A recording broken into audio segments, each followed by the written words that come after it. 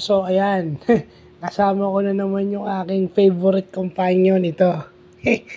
So salamat sa aming secretary at salamat sa aking PRO at sa aming presidente.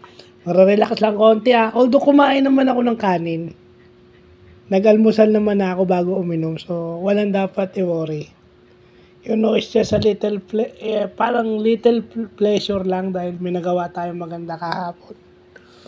And knowing that our dear secretary would be confidently walking, matatanggal na yung worry ni Ate Roda every time ginagamit niya yung prosthetic niya. Hopefully. Diba? So, salamat dahil sa kanila may Mountain Dew tayo. So, yun lang, little pleasures lang sa umaga habang pinag-iisipan natin paano natin mapapaganda yung serbisyo natin sa PWD pa. Kay Cap Mike, kay Sec Genesis, kay Pres Simon Olivar, kay Kuya Bok, Efren Sakitan, na kahit na si Kuya Bok ay nasa senior na, ano pa rin yung mga payo, nakokonsult ko pa rin siya sa payo. Kay Kagawad, kay Ma'am Eileen Leoncio, salamat sa motivation and advice. Salamat po sa inyo. Ito pong na to, alam kong hindi ko nire-recommend na gawin ng iba kasi baka bawal talaga, pero kasi sanay na yung katawan ko rito So, nagpapasalamat lang kasi may nagawa tayong maganda at second time na nagawa ko to nang hindi ko kasama si G Masmela Jr. Kasi alam naman natin gaano siya ka-importante sa akin at saka sa grupo. Kung wala siya, wala.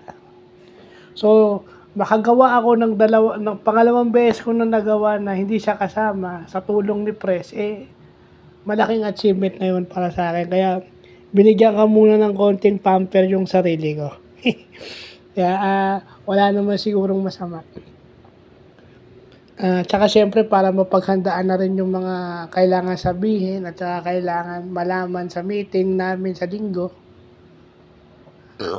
Monthly meeting September. So, hopefully sa lahat ng officers, makapunta kayo sa September 21, Sunday.